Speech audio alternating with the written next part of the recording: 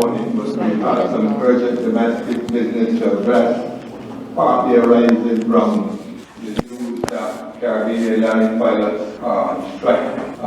In about 2 minutes, so we propose starting, so do bear with us. First announcement this morning, may I put it that way? Yes, formal, we say 50 minutes, and we told that he's still on the road. Yes, so he's voting again, and do you solemnly and sincerely declare that everything that you say, the evidence that you shall give today shall be the truth, the whole truth, and nothing but the truth? Yes.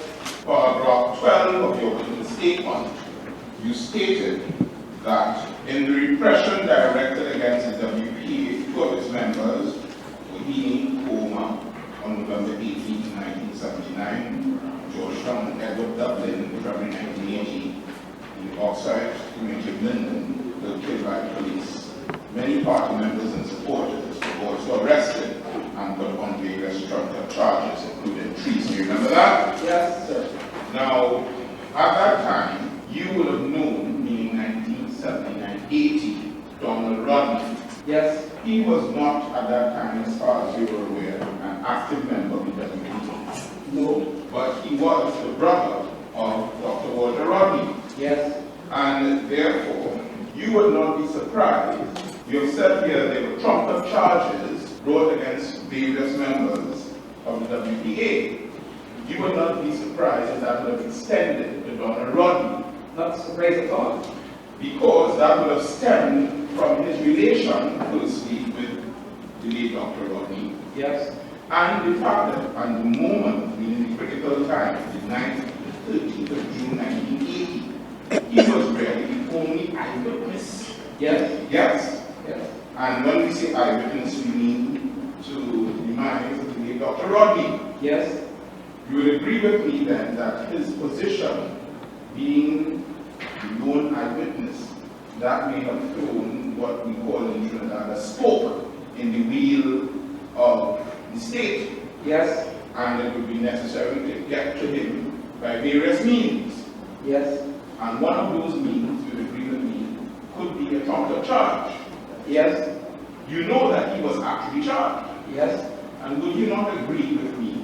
Nobody else being there. He's saying, I never know I had any exclusive. Yes. That those charges were trumped-up charges. Trumped-up charges. And you would have attended from time to time at his trial. Yes. Tell us the atmosphere at that trial. oh, but you're going with great speed, I mean, but you're still not slowing yourself, but you're going at great speed. Just slow down a little. I applaud your efficiency in proceeding, but slow down a little. Yeah. I fear that we're very trying to feel the pressures of the Caribbean Airlines strike.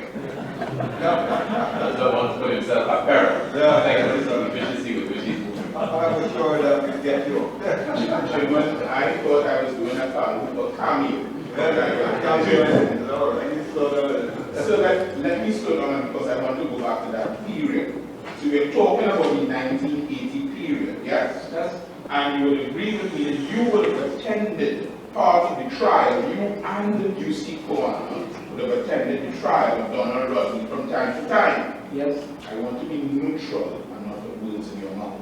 Would you characterize the atmosphere in the court system at that time as being fair? No. Atmosphere in the court was fair. We had parliaments in the party. Yes. Operated. Just as I have to slow down, you have to slow down. Remember, there are many pairs. Which one are you referring to? F-A-I-R? Fair. F-A-I-R. Yes, fair. Fairness. The person was frightened to, the normal things. Judicial, official. No, but was it fair? Was it a fair play, a level play? Fair field? Yes. In the courts? Yes. I would say no. Why would you give us the reason for your answer? Because in those days, parliaments in the party was operating, and many judicial officers was on the threshold of parliamency, and there were constant fights in the court to neutralize parliamency as far as the opposition forces were concerned. Yes. And some judicial officials stood up and gave decisions against the government, and many of them, didn't have the backbone to fight. and they long rule in favor of the government. So all the time in the judiciary, that was a constant struggle. And the case of Donald case, Yes. because of the importance attached to the case by the state, Yes. okay, when you arrive in that court, technically used to do, because he was the one who wanted to reduce the amount of partners attending the case. Hold on, let's take it step by step. So there was an attempt to keep out certain ordinary citizens that you described from attending the case. The public. Alright, go on. And they were filled the place with non-special branch people and not persons. And the court was always a room of tension. When you say party persons, because in Trinidad party persons means something different. What do you mean by party persons? People who are either members of the PNC or supporters of the PNC at the time. So the court will be filled with people who are members of the PNC while Donald Rodney's trial is going on. Yes. Was Donald Rodney, as far as you know, coming to court ever a security threat? No, he was not. Never. Now, tell us also, you being there at the time of the trial of Donald Rodney, would it be true to say then that the pressures of party paramountcy were brought down to bear on the head of Donald Rodney? Yes, was. Before you continue. Sorry.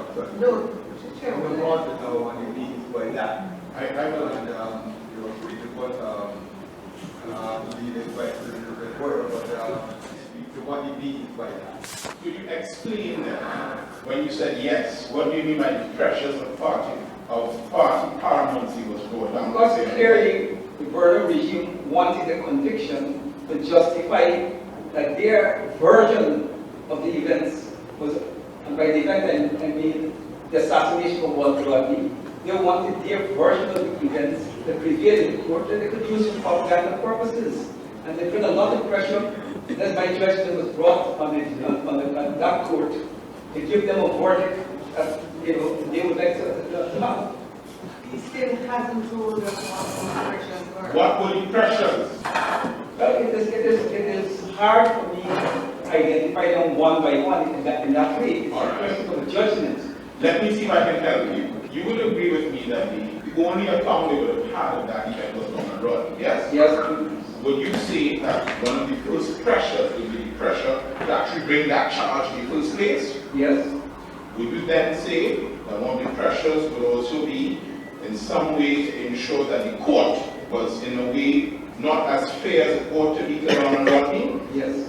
Would you say that one of the pressures? It's not fair. We accept that first thing that they would bring the charge. Would you They only admitted it. how not fair? And we acknowledge that it was not fair, but want to know how.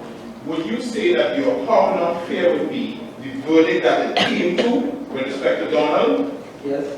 Would you say that the filling up of the court with party members to the exclusion of people, genuine supporters of Donald, that's another way? Yes. And that is what I wanted to ask, because is it that these people arrived earlier than other ordinary citizens? It wasn't a first come first, and which is your basis that people were No, not really, because the police will determine anything again. They will argue for security reasons. So when they turn up, you are not coming to walk from the road straight into the courts. You have to satisfy the police that you pass through. And that way they able to exercise some control. But it was never total. I'm not trying to say it was total. That's how they feel this. Of course, when they feel satisfied, they feel the system is. Mr. Lindsay, Mr. Scott was telling you, there was a certain gentleman in Trinidad who was charged with a serious offense, and he has a certain following. And when he was put on trial before the assizes, you could see a number of the supporters virtually occupying the entire courtroom, thereby excluding ordinary members of the public. But I didn't think that had the effect of in any way changing the fairness of the trial. So I would like in that context, Mr. Scotland, I'm sure will agree with me, knows that it's public knowledge in Trinidad whether, I know he said it's not total, and it seems to be the old tactic, but do you think that in and of itself would have any effect on the fairness of the trial of Donald Rodney? I don't think directly. I would say indirectly, in the sense that the judicial persons, they have a good sense of what is being placed before them, and I keep reminding them of the powerfulness of the state, the kind of subtle psychological warfare is the best way to explain it. I will keep reminding them that there's a decisive state presence here. Just for clarification, hold the case. Earlier, I didn't want to interrupt Mr. Scotland. You were saying some of the judicial officers stood up and some didn't have the backbone to stand up. I know what you said earlier, but I don't want to. I just want from where you stand at the time. What is your assessment of the courts being fair, independent, and impartial? What percentage, if you are able to tell us? Okay, I think in political matters, I would say 75-25. 75% on fairness and 25% fairness. That's my best judgment in political matters. And your assessment that you would have made of the 75-25, that would have come from the background of you being charged yourself and appearing before the courts. On many occasions. And also following as a political person, apart from your charges, you follow the system very quickly. And the following of Donald Trump. My last question to you, and I will put it for you to answer, I'm not reading it. Bearing in mind the judicial officer who presided over the case, and what winning Donald Rodney's case, and what you would have experienced while attending in your own right, would you say then that the court system, meaning everyone, magistrate, everyone, prosecutor, will fair to Donald Rodney? No. Tell us why not. He was convicted. Yes. Okay, and in my judgment, anybody looking at the evidence, okay, should be hard pressed, to bring up conviction against a person who is in fact a victim who yet avoided losing his life in an assassination attempt on his brother. Mr. Chairman, fellow commissioners, unless I can be of further assistance, these are my respectful questions for this witness. Just for the purposes of those who are listening on and who don't have to bear with me, I have put on record before jury or magistrate matter and charge. Mr. Chair, could you repeat the first thing what magistrate? You dropped your voice a little. No, I'm just saying that those who are listening may not appreciate that it was before the magistrate that he was heard or before judge and jury. They may not be aware of the charge that was brought against him. So let's put those things on record. Can follow. Mr. Igunsi, essentially. In fact, if I may, I think counsel can just address us on it because it's a part of the record. We do something. We don't need to put it as a question to Donald Rodney was charged by Leslie Stafford, Detective Constable number 8275, with possession of explosive without lawful authority. And this charge was brought on the 25th day of June 1980, and it was pursuant to section 23, subsection 1 of the National Security Miscellaneous Provisions Act, chapter 1602, which my research tells me has now been abolished. Do you agree with that, sir? Yes. And in terms, forgetting Mr. Wilson's agreement, but on the record, could you indicate to us whether or not it was a jury trial, the chairman of that? The trial was held in the Georgetown Magisterial District between 1980 and 1982 before a magistrate.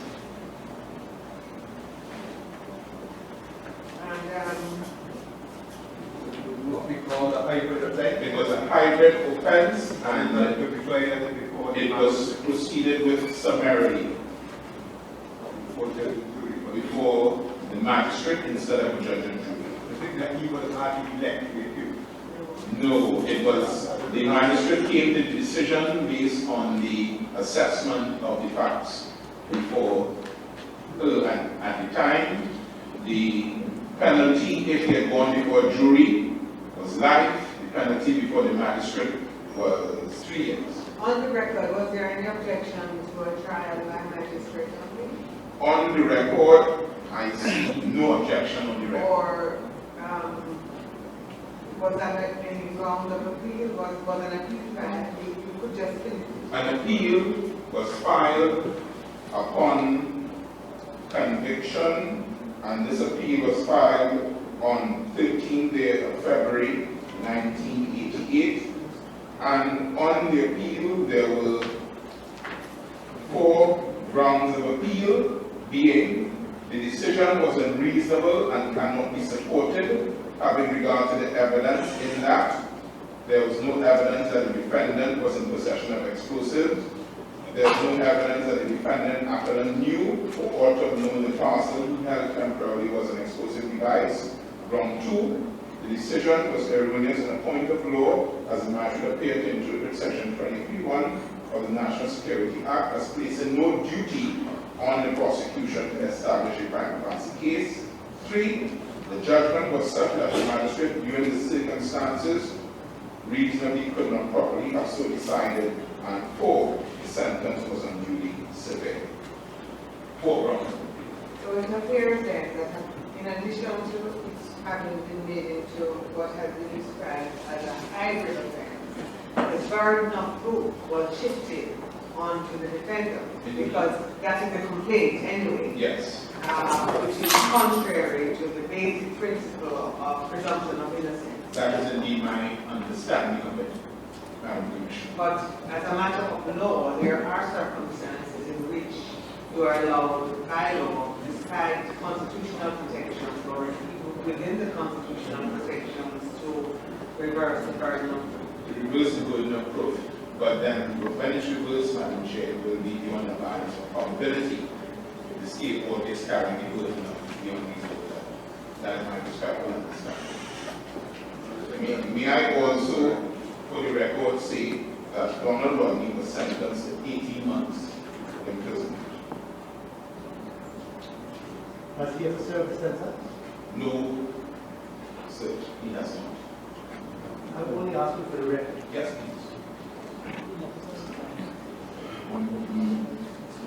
Listen, my instructions are that he may serve a part of it, but I will. No, I just wonder whether the appeal was ever heard. The appeal was never heard, and I will flesh that out in his written statement. So that he doesn't know what is going on in the quality matter. I wouldn't think so, because up to 2007, that appeal was not heard, so much time to elapse. Don't you all say that the penalty of his own knowledge might be known that the people were. So, did you know that the appeal was never? Yes. Well, Mr. Scott, I remember reading among these papers that the appeal was called and the defendant was not present And it was determined. and was dismissed. Yes. So how do you reconcile that with what you just told us? I interpret never heard as being determined on its merits. Well, as far as I'm aware, the normal magisterial appeals, if the appellant is not before the court of appeal, the court has a discretion to dismiss the appeal when it is called. Agreed, but that would be the circumstances where the appellant would have been served on the date, time, and place of the hearing. If he was not served and was dismissed in those circumstances, we take a very firm view on that. I hear my good friend snickering to the side. And I know why he's snickering. He's snickering because the obligation of the court is to serve the appellant at his usual or not at the place of who he is given. If you can't find him, what happens? If you can't find him, you do an affidavit of service to say I made AB attempts, and those were not there, Mr. Chairman. And maybe I say, I'm not yet the chairman. but I'm requesting through the chair. I say that some of these matters may very well be sub judice because there is a constitutional motion in place for Mr. Rodney challenging the hearing of that appeal in his absence. And you will pursue that road of It is being pursued vigorously, despite the snickering coming from the left. Not telling me. I don't think you should go there. Sorry? You should go there. Let's keep an order. Thank you. When did the appeal come? The appeal came up sometime in 2008, and in fact, I can give you a little more precise. The appeal, according to my records, was dismissed on the 6th of August 2010. That would be some 20 odd years after the initial decision, when my instructions are Mr. Rodney did not reside in Trinidad, in Guyana, and his attorney, as he then was, Mr. Judna Singh, he was not alive. Mr. Scott, here's my concern. There are some matters which are matters of record which you can speak to without there being any controversy. There are other matters which we are anxious to see Mr. Donald Rodney's statement, if he's prepared to give one, which can also be the subject of controversy. You have heard about him being served at the usual place of abode. We do not know what the facts are in relation to that. We have heard that the matter was dismissed in August of 2010. We do not know if it was called up on prior occasions, on occasions prior to then, and so on. So I think some of these matters, apart from the matters which are matters of record, if we could get a statement at the earliest, which would perhaps include some of these matters, when the constitutional motion was filed and so on, would be very useful for the Commission. Indeed, Madam Commissioner. Mr. Chairman, may I address the Commission on another issue of propriety? Due to recent events, it's necessary for me to take my leave now. May I ask to be relieved, please, to head over to the airport? It means no disrespect to you and your Commission. I would not interpret that at all. So if we go, I think that you are finished. I have, unless I can be of further assistance, these are my questions. More safety. Thank you very much, Mr. Chairman. See you soon. Yes. Good morning. Morning, Chairman. Yes, Yes, sure. Chair, just perhaps quickly before Mr. Scotland makes his exit, I can circulate the submission this morning. It doesn't have to be argued here at this time, because I think time-wise it may not be appropriate, but I thought in the interest of having the Commission consider the possibility and usefulness of doing a visit to the local sinkhole, I prepared a brief submission, which I've left with the staff of the Secretariat, and there's a case in support, which is also being copied, that should be circulated to everybody, and we can address it on the next occasion. Bishop? Yes. The case is being copied now, as the court may be aware, it's fairly voluminous, 70 odd pages, although we only probably need 3 or 2, but it's being made available to everybody. I just wanted to indicate that we need to spend time on at this stage, because I know that we will have a truncated day. So with your leave, Chair, I'll go straight to my question. Take note of your interest in going to the Great. you gave the chance to visit it, that would affect that matter, something that is very much in fact for the next case. Formally, especially. Thank you very much. Very Chair. Mr. Ogunse, during the course of your evidence in chief, you would have referred to yourself being charged. Speaking for your own part of your own charges, how did you regard the quality of the evidence brought against you in respect of those charges? Very flimsy evidence, because I have no evidence at all. But there's a particular case which fought in 1982, where I was convicted. And that was a different case. That was a proper trial, trial. Real trial. But the others, basically, no significant technical because the kind of charges that they put you, sharing illegal newspaper daily. Typically, engaging in public terror, and the evidence, the prosecution of public terror, is that while people were pelting stones at the podium, that I picked up a stone and fell back, I think it hit some officer in the head, and that amounts to public terror. I just think that those are petty things, and none of those charges that I face, I consider the evidence any significant evidence, except the little case that I mentioned in 82. What were the features of the trial in 82 that made you say, well, this was a real trial, whereas the others, how would you compare them then? Because the trial last was an elective trial. We had to get analyst reports and so forth. You think there was real evidence? Yes, real evidence and so forth.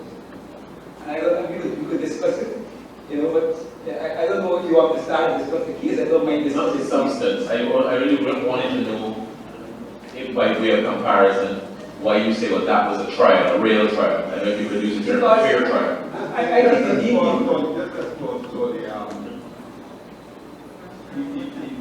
He faced a charge of engaging in public terror.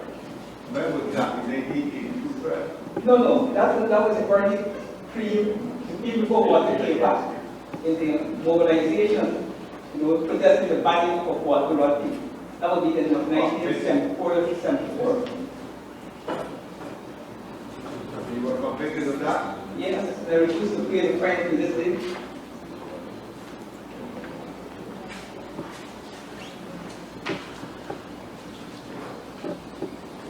What was the fine?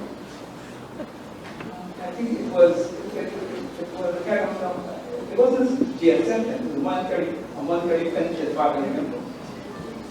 Can you recall, Chair? Yes, go ahead. Can you recall how many times altogether you were placed before the court? About five times. And all those cases, as far as I can remember, it was not no substantial trial. We have cases where myself, other like the person was charged, basically, they came distribution. Again, I used to run to the courts over the river, over 3, 4, 5, 6 weeks, almost every other day. But again, that trial, no significant evidence before we won the case, the court dismissed the case. How many convictions, as far as you know, do you have? Well, as far as I know, only the one conviction. I don't know if I did any bicycle conviction. I ride bicycle, carry the number being charged, convicted or no bicycle, if I did. But as far as the rest of my memory, it's one conviction. And that's from when, approximately? The case in 1982. And that charge is? That is, the charge was initially possession of explosives. And then the case, then I went to court and asked for jury trial. They said, no, they will try it summarily. But then we gave the case started and gone halfway, and analyst reports were submitted, where the analyst said no trace of explosives was found on any exhibit. They changed the charge to explosive device, and I got convicted on a charge alleged possession of explosive device, which I appealed up to this day how we were.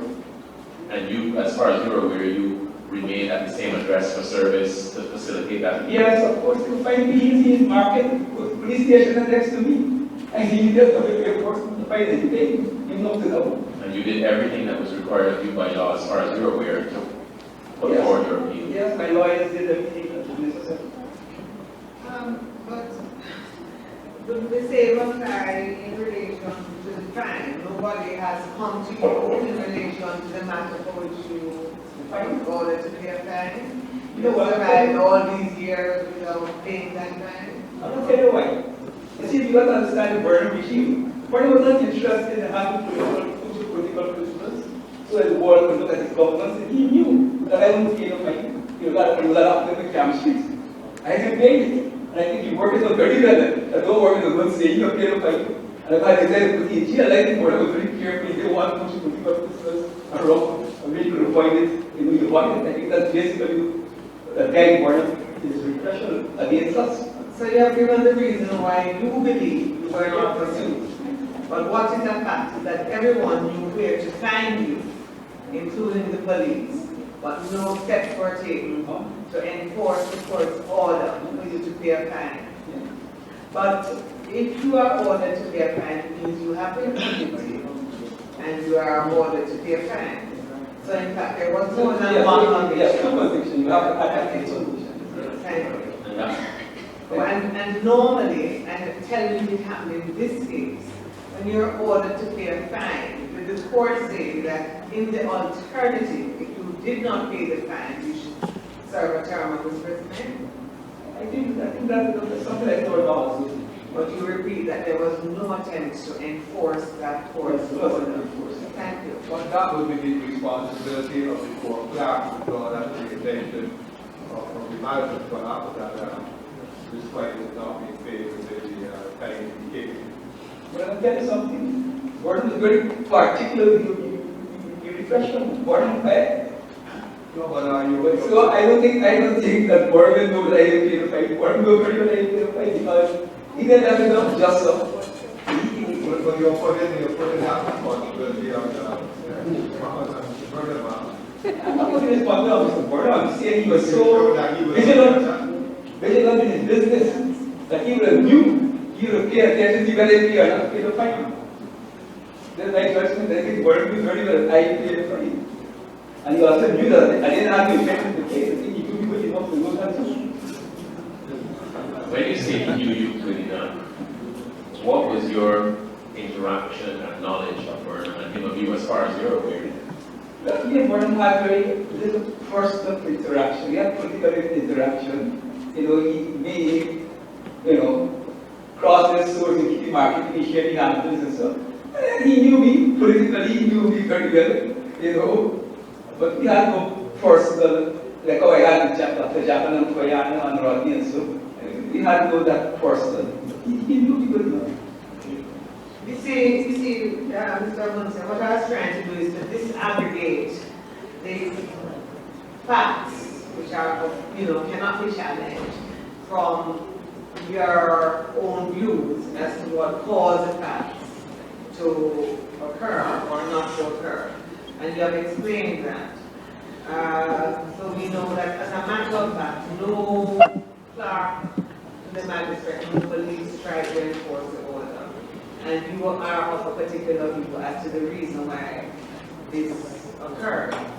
Do you know of any other members of the Working People's Alliance or other citizens against whom fines were imposed, which were not honored, but those steps were taken against them?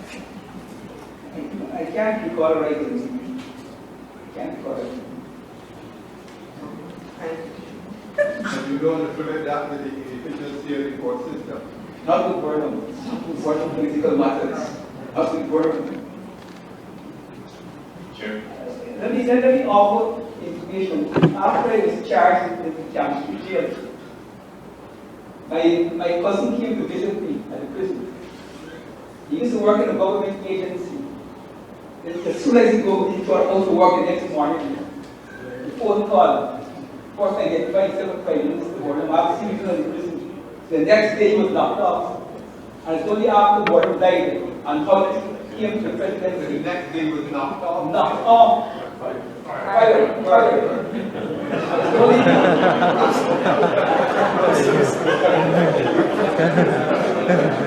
And it's only after this fight became president. The boy father went to make representation to Mr. Hall, and Mr. Hall reinstated him. Burnham was very personal in his politics, not an ordinary dictator who just oppressed by systems. He paid particular attention in the oppression. Do you have any objection to giving us the name of your relative? You prefer I not? don't know whether I don't know, I did this, but in fact, it only compared to candidate money there. I don't know whether they want to get into this. No, that's why I asked if you had any His name objection. was, his name was Brian Smith. What's me? Brian Smith. Would you say Mr. Boyle have an elephant memory? Mr. Burkhardt. Elephant memory? I think he claimed abilities and Basil. Not if they know it personally, that one is not, but that's not. Mr. Chairman, before you pass it. Oh, Attorney Basil, sorry. You don't want to give disrespect to me. Attorney Basil. I didn't hear him, Mr. Yesterday. When the referendum is seeking clarification, so who was this Basil? Apparently we settled the record as to who indeed is Basil. It can only be one. You also mentioned that you were in custody and the relative came to visit you. The prison, I was, After your conviction, I don't think that the case had finished yet. The case is still on trial. So I was in prison. The young lady did it. And the young boy just wanted to say, citing the people condition. were you not granted bail while the trial was proceeding? No bail. No bail.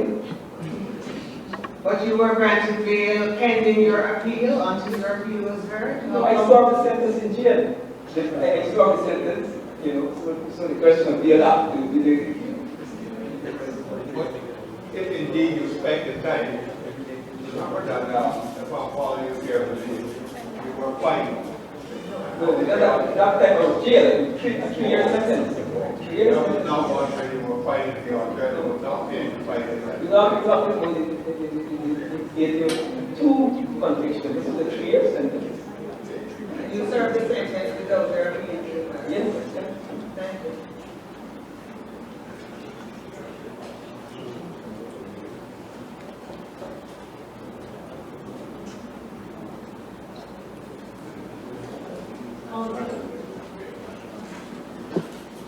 You were represented by counsel? You were represented by counsel? Yes, in the case, yes. That's why I said that was a real trial. Serious trial. Also, small. Every entity. Counsel didn't use the word press conferences in those days to put the court system on trial when the whole world there. And serving the sentences and so on, the Supreme Court and other laws around here, and people were going. Very well, go ahead. I think the use of the press is a more modern feature of council's role. And it's on to new and exciting things, even during the course of this commission. But I picked that up anecdotally from the So, streets. it's the whole technique. So I understand it's gone to a new level now. You're going to see that you're aware of this long history. I'm not, I didn't single out any particular party. I know that himself and Mr. Harmon may be well trained in these exploits, but I haven't actually heard their dissertation on the point. Great, Chair. Just to clarify what Madam Commissioner had asked, the earlier charge for which we believe you were also convicted, and do you remember if that was for distribution of day cleaning or what that was for? Early charge I was convicted on was causing public terror. That's got to be wrong. Yes. The wrong get held at you. Sorry, I'm descending into the Bajan vernacular. That was throwing the rock back allegedly. But I didn't actually do You it. say you throw back a rock, Yeah. back, the rocks get thrown up on his vehicle. Yeah. That one. So those are the convictions we know about them. How many times, if you can give us an estimate, were you arrested then that you weren't put before the court? I believe conservative with the 20 or more.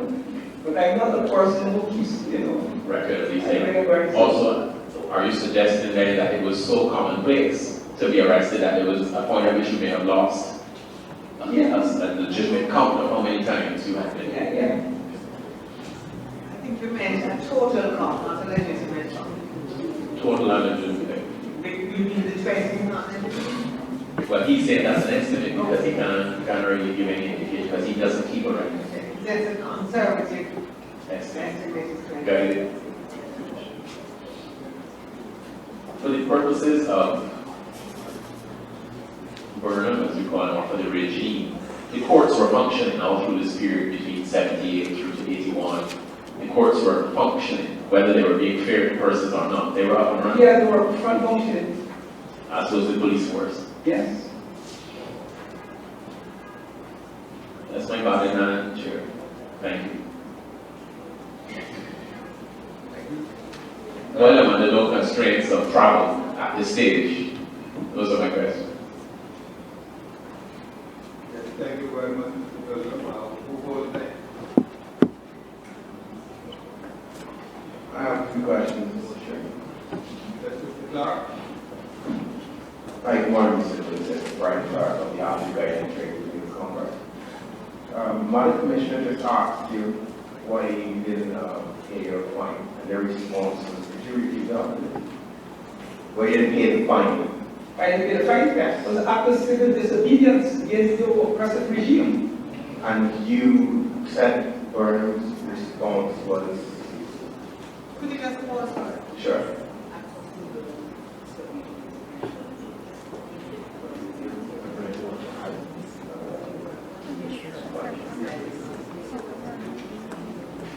Yes, to proceed, Mr. Brian Clark, to proceed.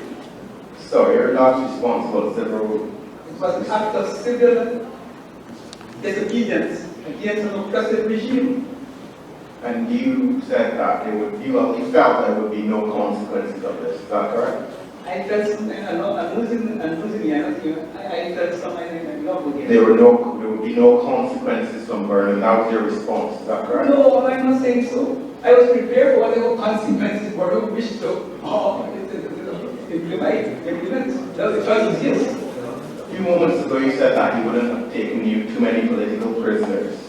Okay, yes, that's my judgment of the board. That doesn't mean that board may not want to have other consequences. My judgment was that board knew very well that I'd be walking in the county jail and it ain't fine. Could you, just pause for a minute because he's running a bit fast and we need to hear it. My understanding is that you're saying, when asked by counsel as to whether there would be no consequences for not paying, or you expected that there would be no consequences, your answer was what? My answer was And go slowly. that I calculated the way of these maybe consequences. But no, you asked me to make a judgment after the fact. At the time when I decided to disappear, I knew the possible consequences that they would addressed and probably tried to get a bigger sentence to disappear not so. But now you're asking me years after, I make the political judgment that one of you at the time that I didn't pay the fine. That's what I did. Thank you very much. Could you pause?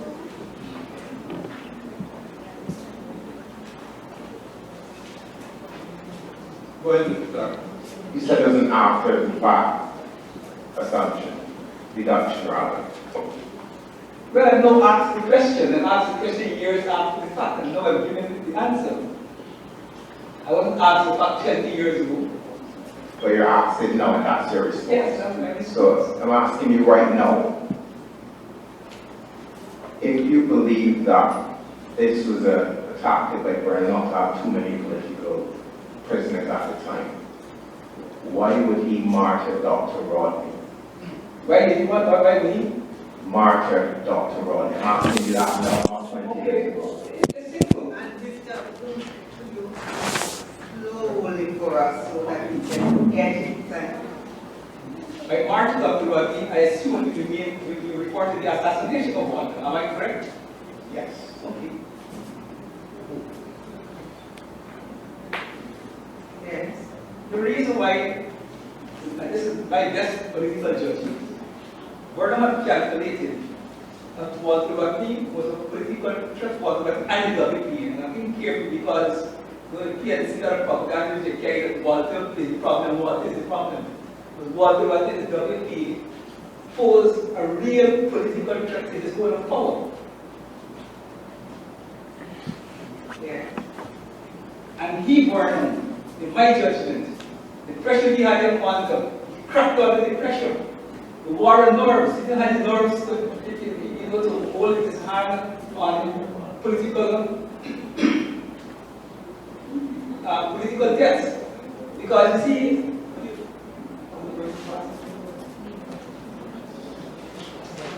Yes. Sometimes tend to speak into the mic sometimes to, Okay. I was there. I forgot to hear. So you say he fell under the pressure and he lost his nerve? Yeah, you lost the nerve because from the time the civil rebellion began, Gordon was trying to entrap us to get involved in personal political violence, which we did our best to avoid at all costs because we felt it was inconsistent with our political culture. Could you pause?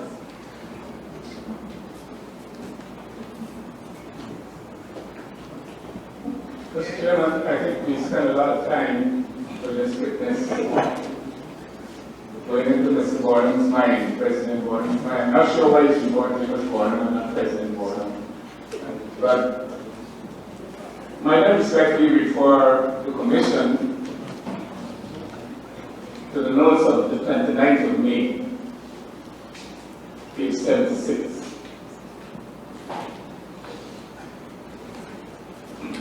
Midway on that page, quoting you, Mr. Chairman, this is what you said. I do not know, but he cannot comment on other people's opinions. Mr. Hunse has commented on what he considered would be Mr. Gordon's opinion, and he has been asked questions by members of the commissions before the runs here. My question is your rule still applicable, or you obeyed the rule in this instance that he could go into Mr. Gordon's mind to know when he cracked and all the like, and Gordon knew that he didn't pay fine and all these things? But certainly, evidence he's given now, expressing his own judgment Of what was in Gordon's mind?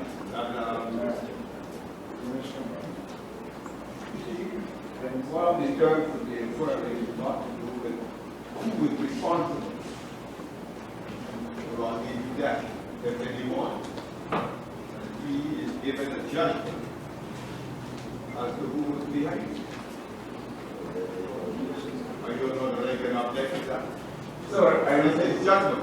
all I'm saying is he's given evidence of what he considers to be in Mr. Gordon's mind, President Gordon. He is saying what it is you motivated the response to what was going on, and he is putting Mr. Burnham as being the person who was responsible.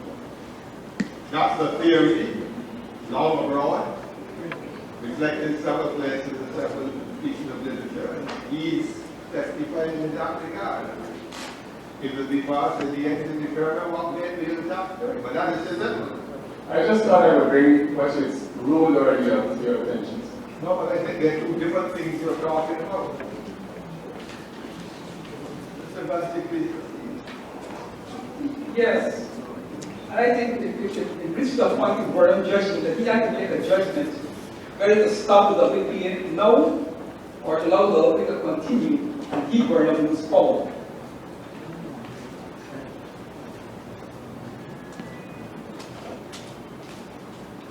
Thank you. Just ask you 3 questions here about your role as part of the... I am finished. Continue. And Gordon made a calculated political calculation that is safer for me to execute Walter end it now than to wait and see what the outcome will be a few months down the road. I object to that.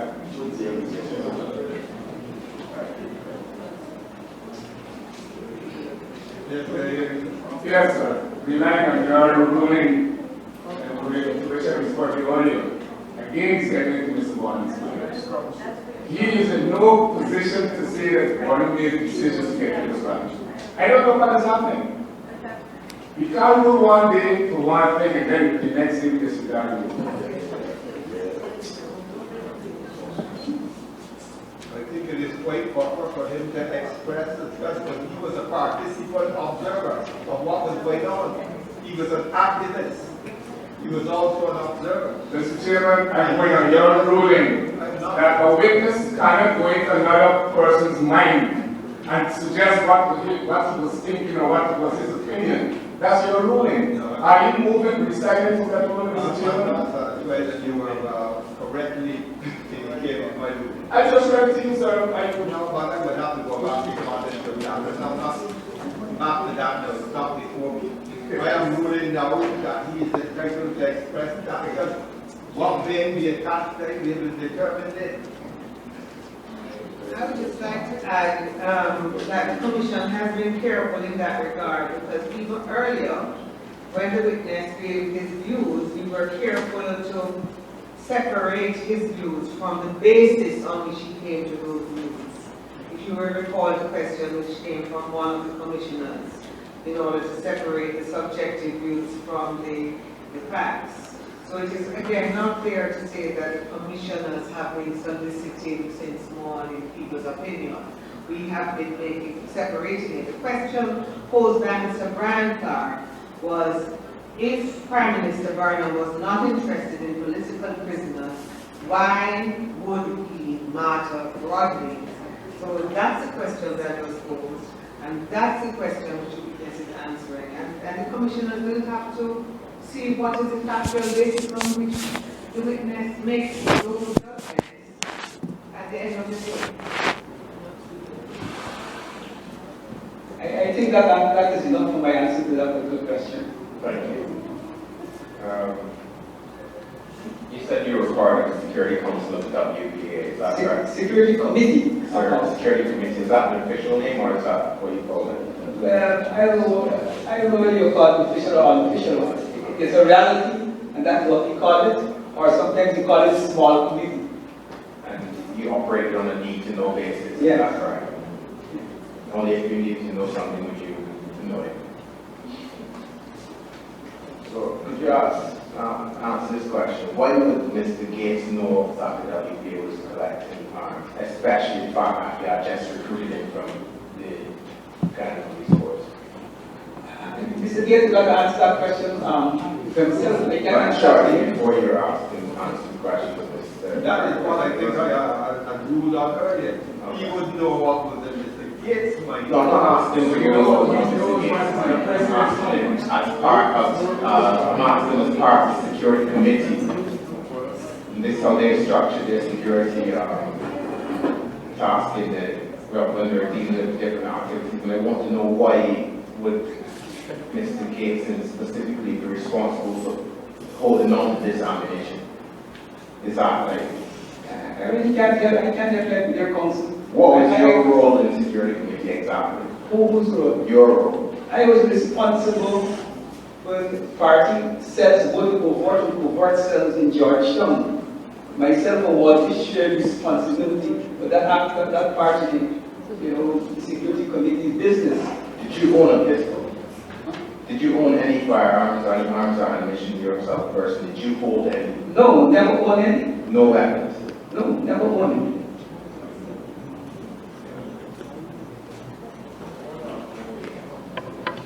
Do you know of any incidents where anyone was injured or killed by any explosive bullets or guns, any mishaps, any accidents happened when dealing with ammunition?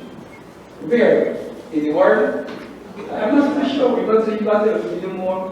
Yes, I think that is the why Mr. Clark phrase so. Okay. Mr. Gates alleged that he was giving over tampered bullets, that he was holding bullets and constantly providing them to Dr. Ruben Wright. At some point, these bullets could have been used or tested. No, I'm asking you, do you know of any incident? No. None whatsoever. No. Are you familiar with the political situation with Morris Bishop in Grenada in 1979? Are you familiar with the political situation with Morris Bishop in Grenada in 1979? Well, in the general, I think you were referring to the fact that they overthrew the bishop. That's exactly what I'm referring to. Regime, yeah. What? Are you in agreement with the tactics used there? I'm not familiar with the tactics, but You're not familiar? I know. On public record, I heard that the boys stormed important government places and then took possession they come to the state, but I don't know the details of it, so I don't have I can't, make a judgment on the details of the topics and so. Power Stephen Grenada, or my Stephen, is that form of regime change. You are familiar with what happened, as you just said a few moments ago. I'm asking you, is that form of regime change something which the WPA found favor with or agreed with rather? Agreed in terms of Grenada or general, WPA, Mr. Gunse. No, but in relationship to what? Theoretically, theoretically agree, but whether that's the same thing WPA and Ken. Well, you were collecting arms and sure. ammunition, is that correct? Huh? You were collecting arms and ammunition. With WPA? Yes. Yes, yes. For what? For party self-defense. Self-defense against the government machine, what you said. The state machine rather, is that what you said? I'm not going to state machine, you see, in Guyana, we face outstation, we face PLC, private people with weapons. Always more guns and weapons than yourselves. Yes, far more. And our weapons were so minimal. It was more for psychological boosting, and the comrades, those who perform knowing that they were not totally exposed. It's more psychological than anything else. It's no match to what you're up against. You had said that already, Mr. Clark, and his evidence in chief, that the collection of these arms was more psychological than dealing with arms to the teeth. I think the specific question which Mr. Williams wants answered is if the method of Mr. Clark wants answered is the method used in Grenada for change of power, was that something contemplated in Guyana by the WPA at that time? No. As I said earlier, we didn't support that. We didn't be interested in that method because Guyana is too big a country. Grenada is an island. Guyana country will go through the government and the our troops in the Escribo, they have to do work, we will play the jobs. So we are occupying the government ministries and important places and soon they succeed. They got troops in work, these troops in Escribo, they could regroup and they could march to you. I'm getting on very fast, but what I've gathered is that say was you are not interested and that methodology would not work here because that is to just like thank you. Thank you, Mr. Clinton. Mr. Chairman, Commissioners, those are the extent of my questions. If there's any further. Thank you, Mr. Clark. Who is next? In past, the three councillors to make any I final don't know. Is Mr. Bunsi a PNC member? Mr. Bunsi is a WPA member. WPA's lawyer here is Mr. Sisaram. Why should I go before the WPA lawyer? This issue, I want to determine the order and leave the down to the absence of are you ready to go down? Since my learned friend seems very reluctant to go, yes, I will. But I must report my dissatisfaction with this unilateral approach taken by Attorney Watson Williams, that he must always go last. No. He has such power or right. I've never said that, Mr. Chairman. I said, and we agreed, that whenever a witness is in that box, and the witness is a member of related to any council here, representation. Mr. Woods is not a PNC member, I'm representing the PNC. Surely, if he's going to give evidence before the PNC lawyer reaches him to cross-examine, we should have the evidence coming up from the relevant being from the relevant representatives connected with the WPA. Otherwise, if I go before him, I would have to be in a position that I will have to re-examine. But I don't know if he's disowning Mr. Bunsi as a WPA. Mr. Williams, I think that is most inappropriate. You know, I will never do something like that. And I really think this would be extremely unfair. You have no witnesses here and you want to go last on every occasion. No, I will. Mr. Chairman, the record will show I've gone first, and the majority of witnesses led up to that. It's not true.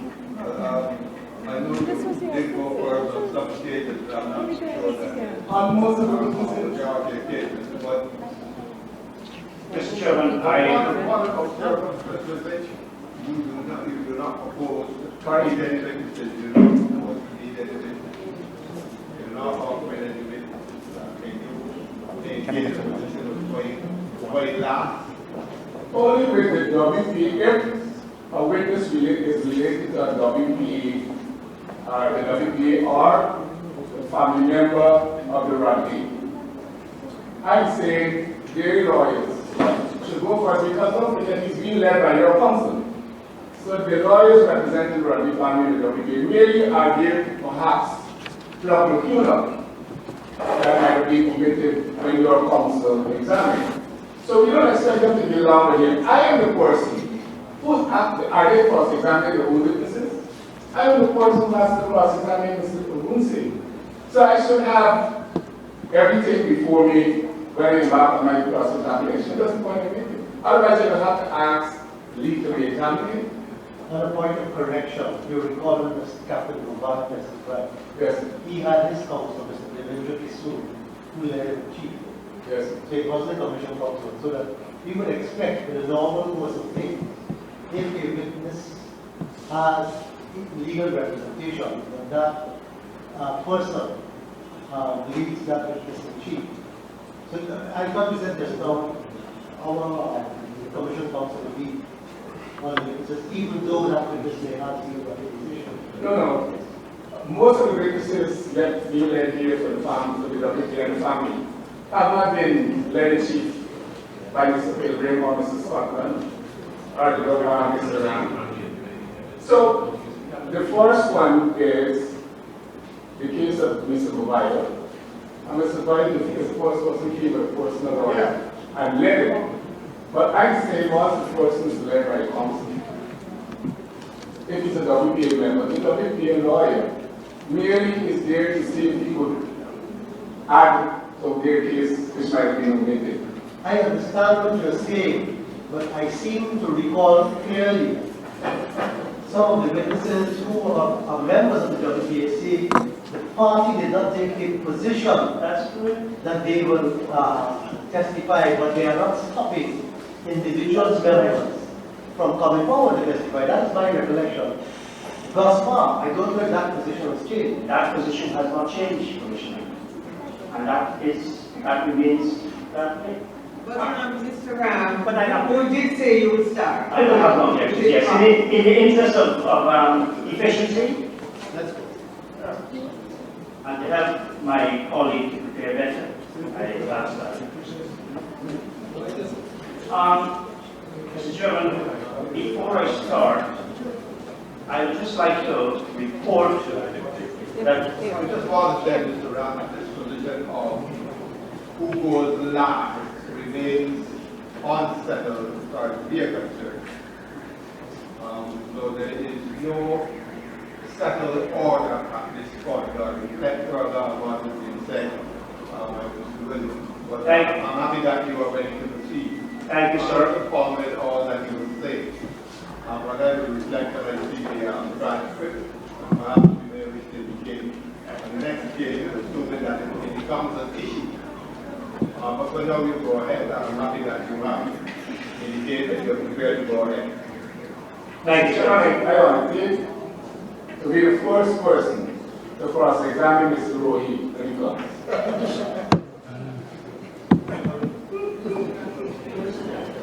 Mr. Williams is obviously usurping the functions of the Commissioner. Yes, Commissioner, I think we should go on. I was about to say that yesterday the Commissioners inquired, I believe, whether a copy of Bread and Justice could be provided. I understand that overnight a copy was sent by electronic mail, and I just wish to put on record the WPA's consistent willingness to cooperate with this Commission as it searches for the truth.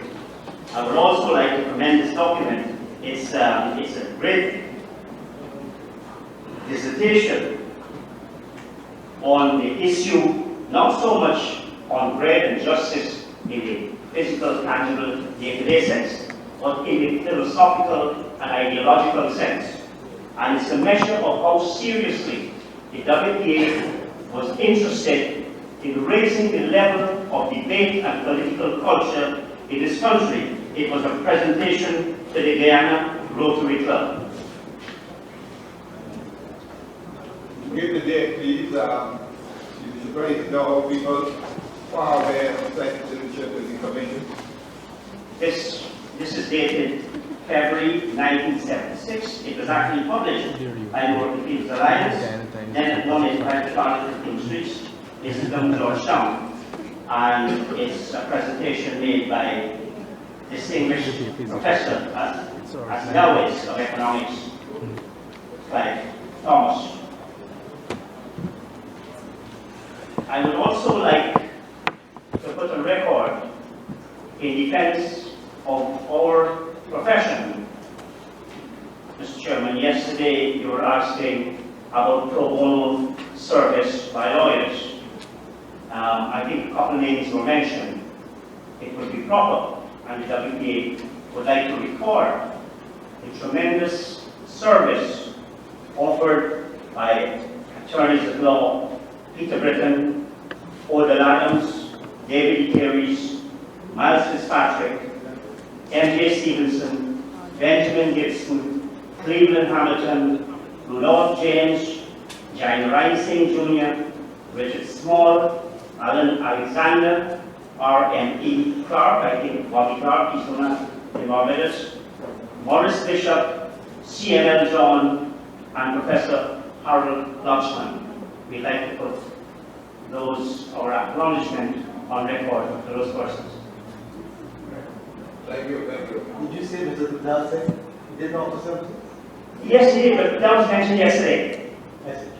So I was adding to the names that were not acknowledged. Yes, Attorney at Law and Senior Constable Law saying provided human service to the Working People's Alliance over its many, many years. Since you're there, Council, can I inquire, at that time, 79 to 80, was there a system of state-sponsored legal aid services provided to persons who were charged? And was it legislated for? Can you tell us? Are you I will now have to confess that I was actually out of Ghana at that time, and I can't answer that question very yes or no. It's just that I'm told, I'm being advised by my colleague that we did not have. because that may be relevant in terms of part of the atmosphere, since you say so many people were being charged in terms of the evidence that has come forward so to date. I was just wondering if there was such a system, and I'm grateful for the answer. And I should mention, again, you mentioned Attorney at Law, who was one of the members of the Leadership Council of the Working People's Alliance. I just get those.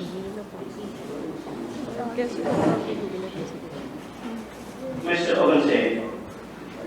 They are all very distinguished attorneys. Absolutely. All attorneys, I think, are distinguished, some more than others.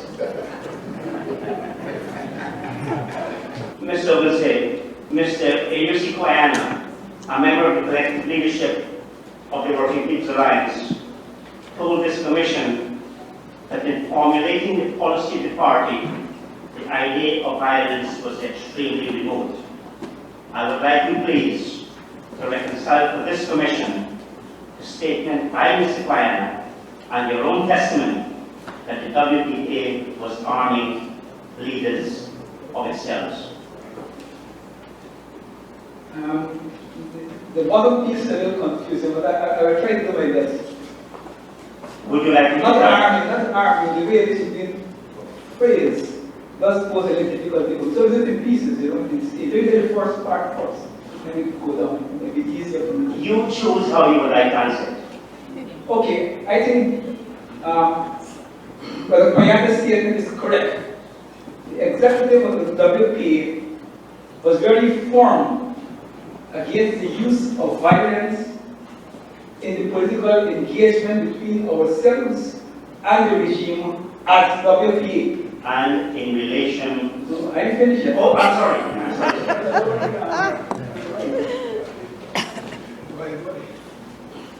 And we in the security committee, which were part of the executive, knew exactly the thinking of the executive on this matter.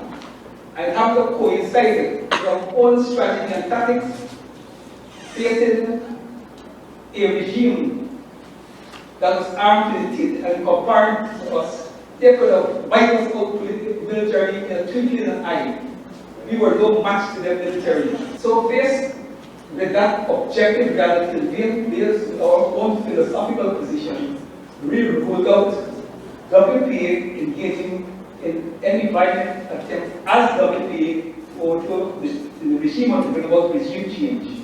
On the other hand, we were working to bring about regime change through a popular uprising of the people, which will involve the WPA and other political and social forces and other people's self-defense units. I'm trying to find a word for it. Okay? Involved. But the striking edge of the strategy was massive in the streets, creating a situation in which Mr. Burnham will not order his army to get involved and try to repress. And we were working to make sure that when he gives such an order, the army will not follow the order, and that people's will will prevail over the regime, thus bring down the regime. That is my answer to the question. I hope I answered the whole question, so you will have to examine. Well, you answered the first part of the question. How do you reconcile that with the arming of leaders of cells? Okay, the arming leaders of cells, which we felt was necessary, because when our comrades go into the certain parts of the country to work, sometimes in the evening, sometimes in the daytime, there's always a possibility, and there's many incidents where comrades were literally ambushed. There was one case, for example, in Golden Grove, where the Chinese comrades of ours and some others were sharing party literature in Golden Grove. And the PNC elements on the ground saw them, encircled them, beat them, put on PNC jerseys upon them, remove the access bricks so that they couldn't remove, the way the word has small access bricks and they have access. They physically remove that bridge, make it impossible for them to come out. Beat them up, make them put on PNC jersey and parade on the place. And eventually they destroy the vehicle. And there's many others, so we recognize, and also in order to, as I said before, by Commander-in-Chief, want to get out his way to restrain the WPA activists from retaliating. And we felt that providing a few weapons to the comrades would make it easy for us to maintain discipline in the ranks, because they will have some amount of confidence that some things are being taken care of. So it's more psychological. And was there any occasion, Mr. Quincy, of which you are aware, that any of those cell leaders used any of that firearm against anyone? No, not at all. Not a single occasion? Not a single occasion. You mentioned just now popular uprising. There was another occasion where the word uprising was used.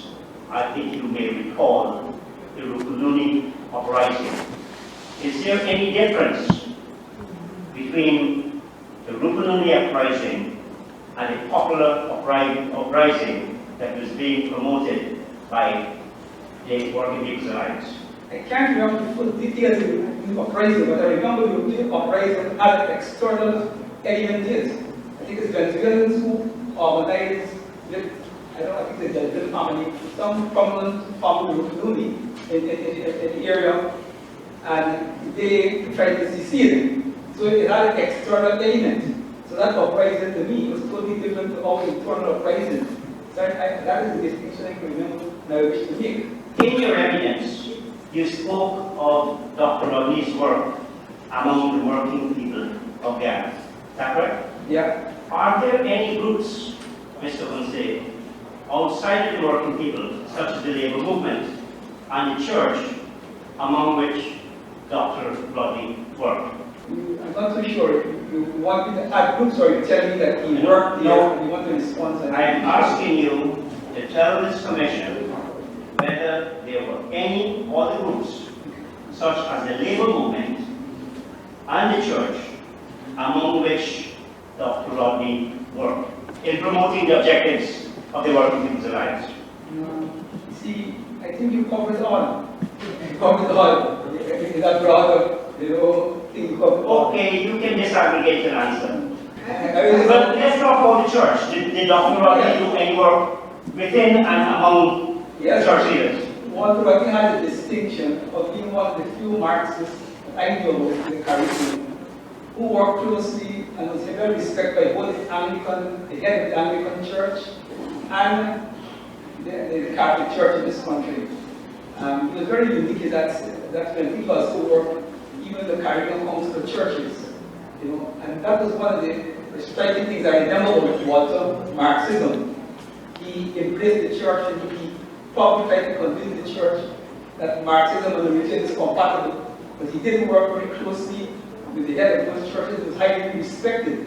And this was the time that he embraced the Marxist ideology. Yes, he was always a Marxist, see that. Did Dr. Rodney work within the labor movement? Yes, he worked within the movement, he worked with sugar workers, both officially and unofficially. He worked with bauxite workers through an organization that the bauxite workers have developed, which is called OWP, Organization of the Working People.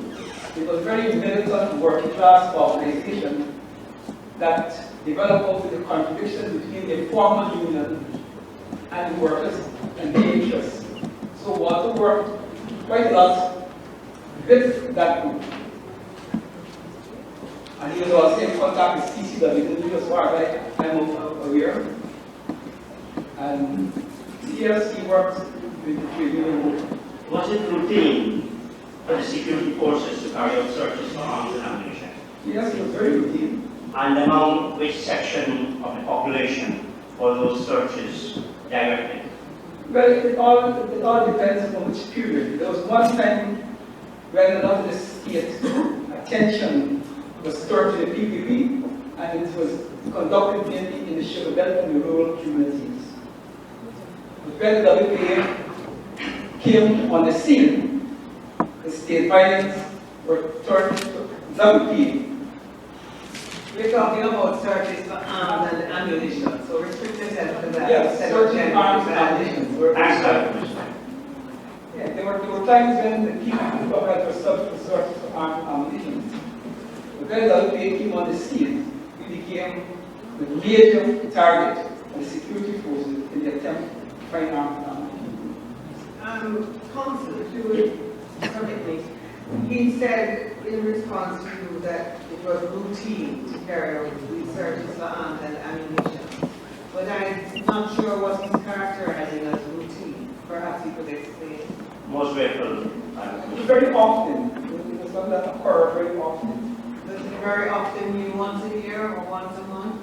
We need to get more Well, specific. it depends on the particular political circumstances at a given moment. We're talking during the period covered by it. Yeah, but even in the most intense period, searches would be intensified. Sometimes not intensified. So it's hard to answer that way. But there's a commonplace in the stop to do the search. The term in the house is search. It's a part of their life. So to better than that is hard. Based on your I'm not sure what would be the political circumstances that may cause an intensification or slowing down of the searches. Well, I think it's a question of how the other side of planned and perceived the tactics and the strategies to deal with the situation. the other side being The government and the security forces. Mr. Woodsey, You're not helping me, but really. I would try to, I'm not trying not to help. But you're trying to understand, as my fellow commissioners, in any country of the world, no law-abiding citizen expects his or her home, which is his or her castle, to be searched. So we try to get an understanding of this routine business. searching for arms and ammunition. Okay. Since the government was operating on the theory, on the premise that WPA and all this activity that's going on was intended to overthrow the government, but about regime change, that was their premise. Okay? So I could only assume that the reason why they were carrying these searches is to find the evidence that WPA have these weapons. All right, pause there, sir, because you're telling us the reason why they would carry out the searches. You were in touch with other WPA members. You were in touch with other members of WPA. Yeah. You were also in touch with other opposing groups to the government. Yes.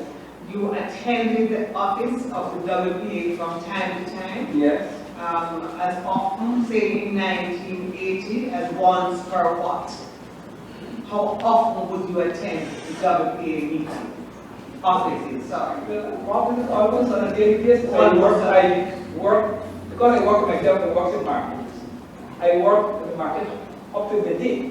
All right. From midday onwards. So you attended the WPA offices very frequently, almost daily. From your interaction with persons at the office, other members of the WPA and sympathizers, other persons opposed to the government, and ordinary citizens, let us look at 1980 January going down to June. Are you able to say anytime during that period there would be, say, searches 3 or 4 or 5 times per week of individuals, or none at all? Okay.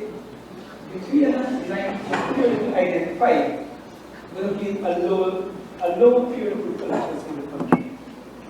The low period that I know what to get executed.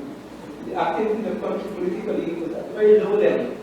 So I would assume, as far as my memory goes, there would not have been a lot of searches about the place at that particular period, because the engagement was not, what it was, early. Yes, already had, Why was not sure why was there low political activity?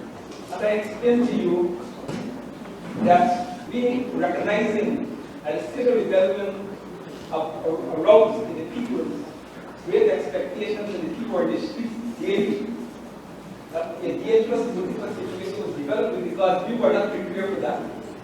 We didn't set out the basic goals against goal.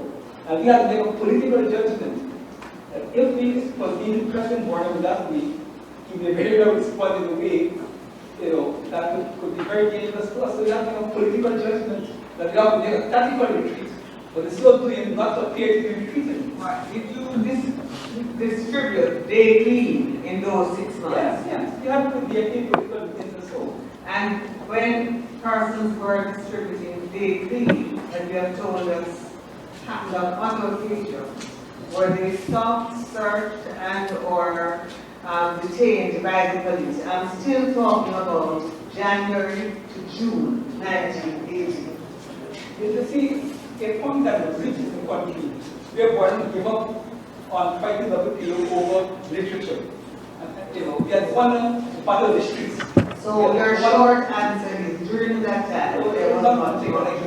Well, let us go back a little further to 1979, during the period which you have, with historical hindsight, characterized as a period of civil rebellion. What was the frequency, you would say, of searches of, we're going to deal with first individuals and then properties or homes? I think it was frequently, sometimes 1-2 times a week. Sometimes, even more than that. See, this is how you operate. Sorry, 1-2 times a week, and sometimes more than that, of individuals Yes. or homes or Homes homes. and individuals. Thank you. But I will tell you how to Would operate. you just pause it again? Over was not 1 to 2 times a week for the individual and person. When was the main point of that? When was this happening?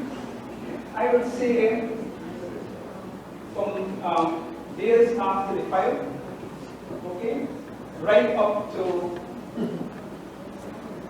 October, They're in 79.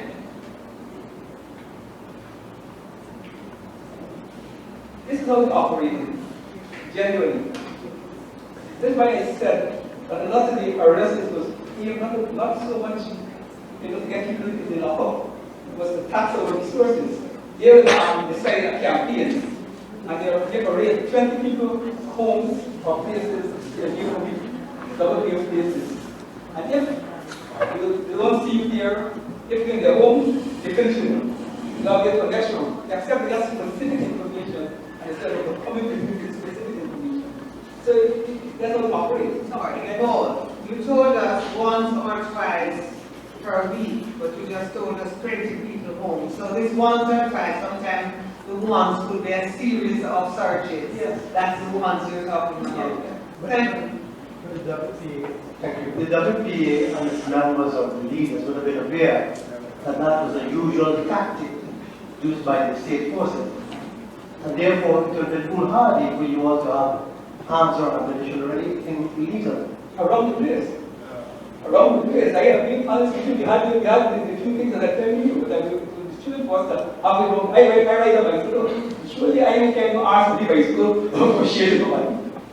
So I mean, I'm saying to the extent that we have weapons, we have it. But we didn't have those weapons about the place or when the office or when anything and finding the weapons. So you were never an armed cyclist. You were never an armed cyclist.